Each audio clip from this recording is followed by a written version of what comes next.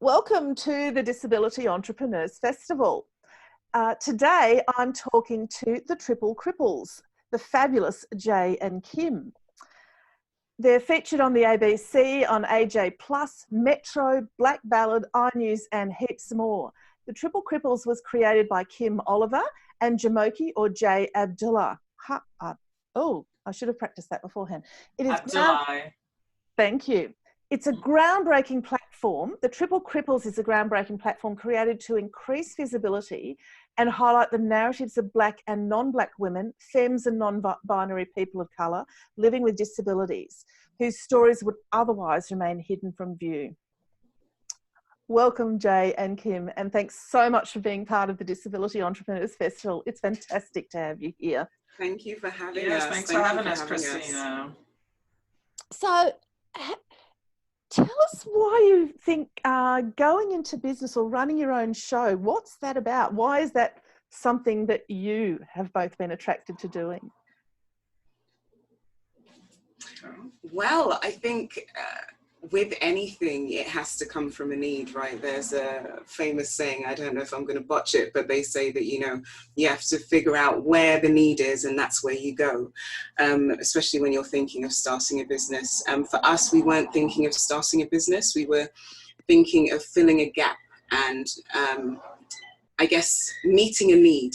There was a gap in the industry, in the media, in our lives in terms of representation of especially people of colour with disabilities and mainly women and femmes and non-binary people. And you just don't see us anywhere. It's almost like we don't exist. And so for us, it's like the implications socially, psychologically, economically, culturally, spiritually, emotionally, are huge when you do not see yourself represented in a society. And so our mandate or our goal was just to fulfill that gap and to say, okay, you know what, in 30 years time, we don't want the young people growing up with disabilities, because they will have disabilities, because it's, that's just life.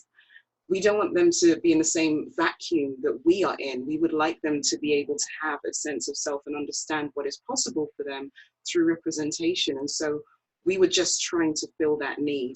And so business was the last thing we were thinking of. It was more to do with meeting a human need that otherwise would not be met. So it's like, if no one else is doing it, well, we're going to do it then and make sure that it happens. And so it's an act of love rather than kind of an act of commerce or, capitalism. It's more, we love each other, we love ourselves, we love Black people, we love people of color, and we don't see that love reflected in the world. And so we needed to be that, bridge that gap and say, hey guys, we see you, we're here.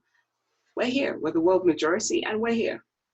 Yes, what Kim said. Certainly when we started out, we certainly noticed that there was a gap indeed, because whenever you thought of disability, it was never our faces that you would think of. It was never Black people, it was never people of color, and it was certainly definitely not women that looked like us, femmes that look like us, non-binary people of color. And we're like, okay, the implications that this has is completely overarching throughout people's lives, because you are disabled all of the time, right? So it's like all of these needs that I have, whether I am in school, whether I'm in a place of work, whether I'm in a relationship, whether I'm just out having a leisurely day out somewhere, if I'm trying to travel, anything that I'm trying to do, we have to make sure that all people are represented. And as Kim had mentioned, we are the majority. So it was peculiar, but not unsurprising, that our faces weren't the ones that you saw. So we're like, okay,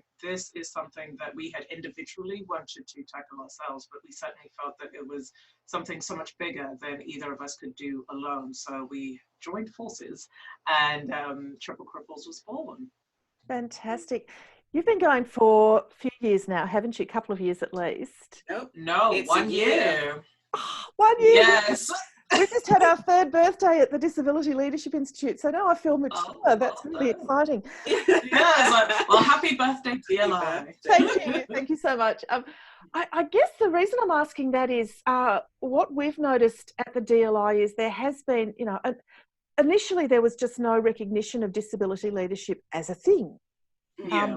And I'm interested in what your experience has been in the same way, that recognition that disabled women of colour, disabled people and femmes, women of colour, are doing leadership and doing business. You know, where's that, the acceptance that this is a thing and that it's something that is real, it's credible, and that you're part of the, not just the disability community and being visible there, but part of the leadership space and part of the business space.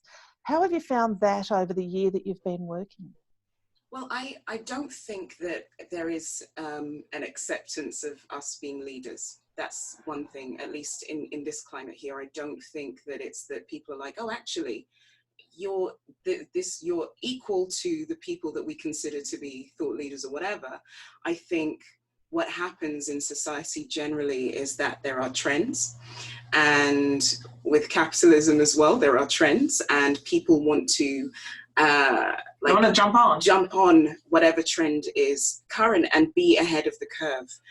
And so what happens with that is that Jay and I are Black, we're women, we're disabled, African and Caribbean, queer, straight, we've got all the labels. And so people are like, I can meet my catchment area and make... We're human for breed. We catch all of the things, like 7 in 1. So with that kind of thing is that although, yes, you may be centered for that moment, the things that you are trying to affect or the things you're trying to put into place to change, or the business you are promoting or whatever it is you're doing is not the thing that gets taken seriously. It's just your identities. It's a novelty. And so I think that although there is more, you're seeing more in the media, at least over here, a lot of representation of Black people and Black bodies, that's partly, if I can be frank, diversion from some of the greater problems that are going on in the society. You've got Brexit, you've got all of the things that are happening in terms of, you know, xenophobia, and, you know, it kind of is a bit of a distraction, because the things that marginalize Black people still exist, and they're huge. You know, violence and, you know, police and incarceration and all those things, and, you know, the disproportionate treatment of people in terms of arrests and medical treatment and all of that stuff still exists. But let's just because right now it's a hot topic, representation is a hot topic, let's put some of these people at the front. What happens there is that, as I said, for people who do fall into our particular catchment areas, that yes, you get, you know, bandied out, but it's not that the door is open for other disabled people. And it's not that they have a viable opportunity to create whatever it is that they're trying to create. What happens is they try and make you a mascot. And I don't know what the answer is to changing that. But I do know that the more of us that are vocal, the more of us that are like, you know what, if you're not going to let us in, we don't need you. We're going to create our own communities, and which is what we did. We're going to create our own communities. We're going to do our own thing. And you will hear us, because it's when you're doing something that is needed, when there's a vacuum and you're providing a service or you're doing something, people will come. You know, I think there is this idea that somehow what disabled people produce has to be, you know, focused or centered on their disability, when actually we're people, and people have a diverse range of expertise. And, you know, for example, Jay and I are from different disability backgrounds, in the sense that Jay's always been disabled. I became disabled. Jay has a whole background in journalism and media and all of these things. If she were to center polio as her main thing, you know, that would be a disservice to her as a whole human being. And I also had a background before I became disabled. So it's like, we have all of these skills. And so it's like, okay, well, if you're not going to let us in, and you're not going to provide a platform or an environment that is accessible and inclusive, then we will do that ourselves. And so I think that's what's happening. Disabled people are doing things themselves, and people are like, oh, okay, let's try and, you know, draw them in, so that we can capitalize. Yeah, definitely. And I think following on from what Kim says, like in terms of disabled people being leaders, we're never really thought of to be leaders. We're thought of the people that you help, either of the kindness of your heart or the law means, but legally you do have to help us. And what's really interesting to note about disabled people is that a lot of us are entrepreneurs, not necessarily because we have an entrepreneurial flair, but it's like we do have to be self-employed, because I could do all of these things that this company requires. I do have the expertise, I have the experience. However, I can't actually physically get into the building. So, okay, fine, I'll set something up for myself. And I think it's very important noting the fact that people are trying to be ahead of the curve. Black women have always been the curve. We are the ones that are shaping things, and then people follow on afterwards. And it's the reason why we are now two Black women, two disabled Black women, that you are seeing heading up something that has been needed for a very long time. It's like, okay, do you know what? If you're not going to do it, I'll do it myself. And this is very indicative of those within the Black community, especially as women, and within the disability community. So something like Triple Cripples being created by two disabled Black women, well, it was inevitable because we are the curve. Yeah. That segues really well into what I wanted to ask you about. You know, you're feeling a need. You've talked about that element of knowing that disabled people are more likely to go into business, to be entrepreneurs. And there's some really good statistics out there about that. Not recognised, not strongly accepted by the rest of the business community, if you want to call them that, or capitalism generally. And so there you are, you've got an idea, you're feeling a need, and somehow you need to turn it into a business. So at some point there's the, okay, how am I going to make a living out of it, you know, to put it crudely. And in that context, particularly when we're talking about the disability community, you know, we're talking about people who are fundamentally marginalised, often don't have jobs, you know, have a difficulty in being the ones to pay for what we want. So how do we make a business out of filling a need? How have you achieved that? Well, I will say that we are learning as we go, definitely. But what we do realize, and why it's so important to have somebody that has a lived experience, and whatever it may be, and in this case, disability, is that we realize that disability tax is a very real thing. So in terms of just living, so I want to go and buy a bottle of milk, I just want to go and hang out with my friends, how much it would cost for my non-disabled friends or non-disabled family compared to how much it would cost me is very, very different. So in terms of our model for Triple Cripples, which for us, it's not a business, but a platform that we are creating in order to like network and make the global majority, you know, that is us within the disability community feel seen and heard, is that we do have to make a living out of it because we do live in a capitalist society, even if we don't want to participate in it. By the mere fact that we are here, we are participating, whether we like it or not.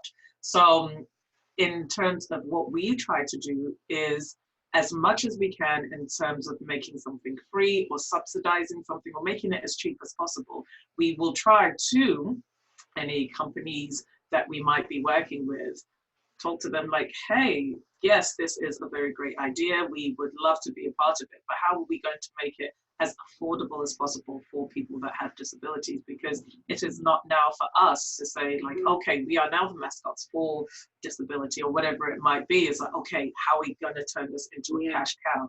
People are still disabled. People still do have to pay for their treatments, their medicines, their physiotherapists, trips to the hospital, and things that will be incurred purely for having a disability. So we always try to, in terms of reaching for money, we'll always try to reach up rather than down.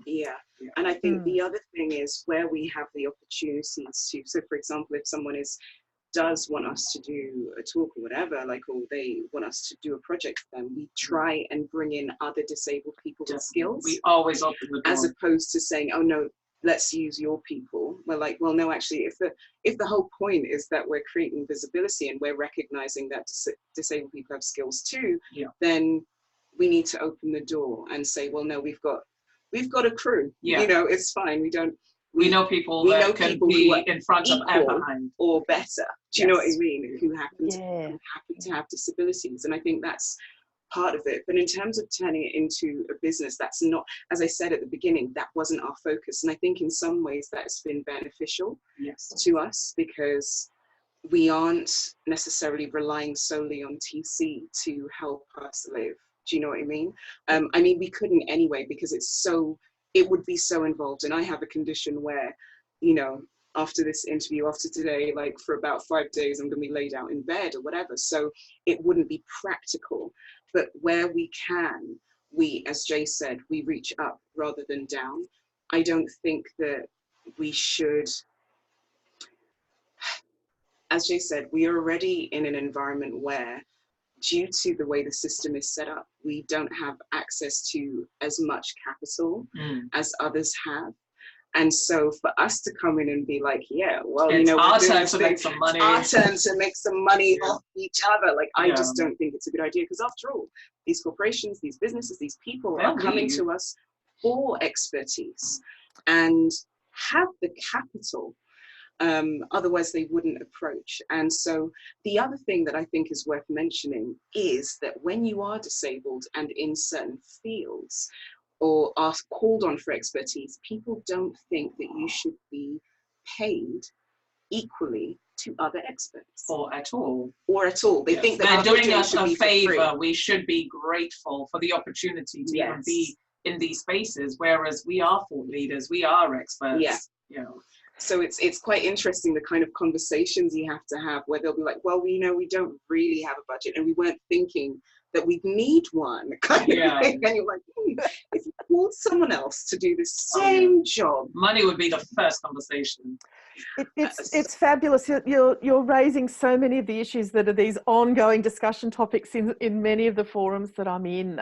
You know, the expectation that we're happy just to be asked to be in the room, that we're prepared to do it for free, despite the fact that our expertise is unique and very valuable. Otherwise, they wouldn't be asking for it. Exactly. And something else that we've noticed about disabled entrepreneurs, business people, is that we are more likely to be hiring other disabled people. So, you know, that willingness is changing the mark. And as you were saying at the beginning, that visibility element, it's not just about being seen to be disabled women, women of colour, disabled women of colour doing business, but also hiring people, hiring other disabled people, making a success of that, and through that growing the visibility of the sort of work that we do, the way we operate. And what we've also discovered there is the way we approach flexibility. And you alluded to that, Kim, around how we have to be practicing self-care, for want of a jargon word. You know, we have to be practicing self-care to be able to do our work. And somehow we structure our businesses around that. How do you make sure that you're doing what you do, fulfilling the commitments you have, and at the same time, you know, fundamentally, you're still disabled women who have to look out for yourselves? How do you balance all of that? It's a delicate balancing act, and I don't think it's an exact science. It's like you realise after the fact, oh, I did too much. I think it's something that in my personal life I struggle with anyway, that understanding of where does the line lie in terms of pushing yourself or just damaging yourself. And that's something that is constantly fluctuating for me. So having to work with someone like Jay and work on something like this has been a huge learning experience, because I think sometimes we take for granted the toll that even thinking about an idea has on us, just as people in general. Like you know, it's less performing the act, just the idea of formulating the thing, coming to, you know, making it something tangible can have such an effect. And also, you're living your life as a disabled person. You have all of these other pressures and all of these other symptoms, whatever it may be. And then to add this to it is already a thing. So by the time you get to the actual acts, like there's a whole load of stuff built up and we don't often acknowledge them. And so this has been a huge learning experience and balancing. And you know, just to go back to what you said about hiring other disabled people, when people work with us and when we then bring in other people, what has to happen is a culture and climate of inclusivity and accessibility has to exist automatically. Because of the fact that we're there. And so it means that I understand that you might not be able to get somewhere at 9 o'clock on the dot, but I know you're going to do the work. I know that sometimes your fatigue may prevent you from turning up. So there are other alternatives for you performing the task. And the people who are not necessarily acclimatized to these other ways of working automatically have to fall in line. And I think that's the benefit of having us in the world and bringing in other disabled people, is because you're teaching these corporate environments and these people a different, saying these people like they're totally different, but you know, they might as well. But you're teaching them a culture that is foreign to them. Do you know what I mean? And Yeah. they have to fall in line with it. And it's by force. It's not an option, because if I'm the expert you've called in, then you have to understand my needs. And where you don't, you are forced to by the way in which I will communicate them to you. And then when other people come in, I highlight other people's needs, and needs that perhaps even may not be mine, but you, at least you're aware. And so in doing that, I think that's what's been helpful to help us navigate managing our disabilities and doing what we're doing, because we have to communicate all the possible things that could happen, or all the needs we may have to a client or to whoever.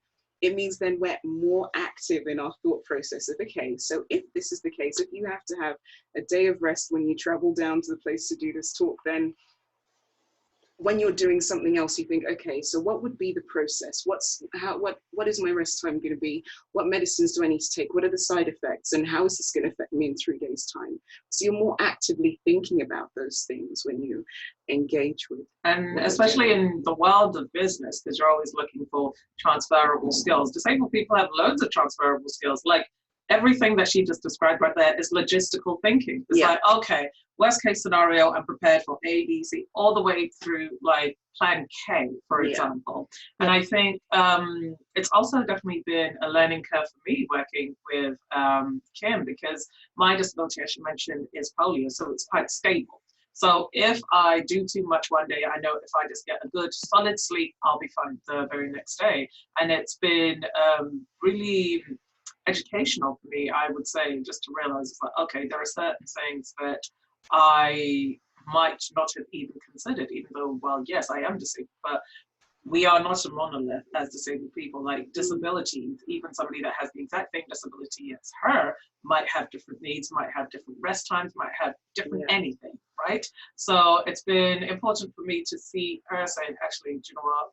I need to take a rest, because then it actually reminds me to take a rest, because I'm usually like, yeah, sure, let's do it, let's do that. And then I'll go home and be like, oh, I'm tired, and confused as to why I'm tired, even though I've just been running about for like 9 hours. So and it's interesting, and I'm glad you raised it, Kim, as well, that element of the acute focus that is sometimes required for the work that we're doing, you know, when we're out and about doing, you know, going and working at some big client, potentially doing some high level thing, and your focus, you know, you're trying to do a good job, and it knocks you flat. It can be days, it can be a build up and a recovery period, and it's almost, you know, what you're describing this is like a kind of mobile education unit. You know, everywhere you go, people are learning whether they like it or not, and it's not that we choose to be that, and certainly wouldn't choose to be it if we had an option, but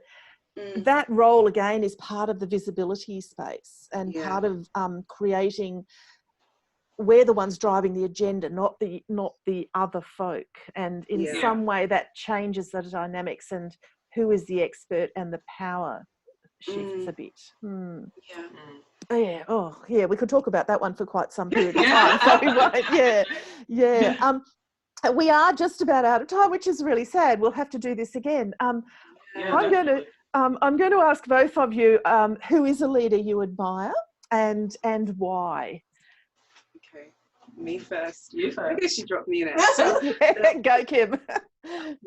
Of right now is Toni Morrison. I used to be an avid reader, and one of the books that she wrote that had a profound effect on me was The Bluest Eye. And reading her other kind of non-literature works, and kind of just her essays, and watching her speak, there is so much authenticity about, and development as well.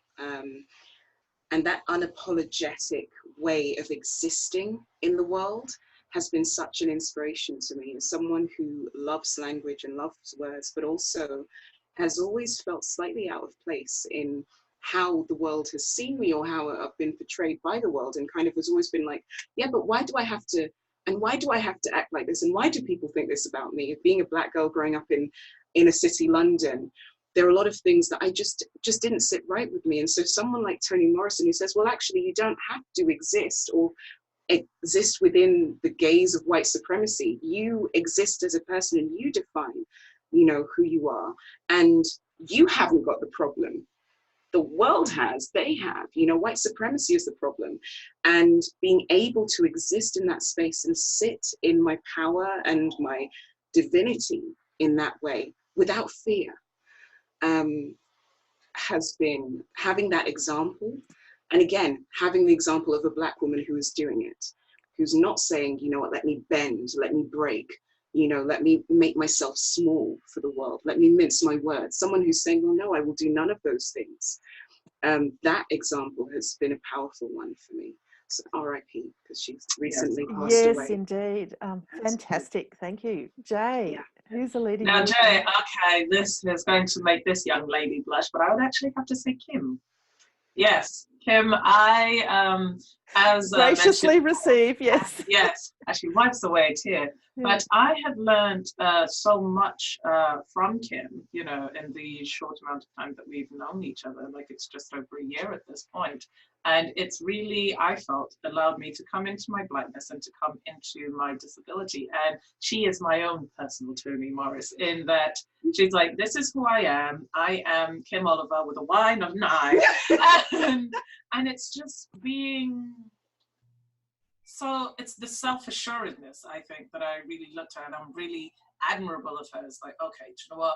This is my Kim Day. It's like, we're not taking any guff. We're going to get the work done. It will be done, but it will be done on my terms. You know, it will be done, and you will meet me where I am. I will not meet you where you are, because as she said, you know, with the example that Toni Morrison gave her, it's like, I am not the one with the issue. You know, I'm not the one with the problem. You need to meet me where I am, and I will make you better for it. And she certainly has made me better for having knowing her. So, at the risk of ending on a soppy note, hashtag business, hashtag commerce. But, you know, we all... people are what make the world really. It's true, and each one teach one. Everyone's life touches another, right? So that's it. And you know, what are we talking about? Reframing, and that's a really good illustration of that. Kim, Jay, the Triple Cripples, thanks so much for joining us today and for being a part of the Disability Entrepreneurs Festival. I really look forward to our future conversations. Yes, certainly. We can't wait. Thank you.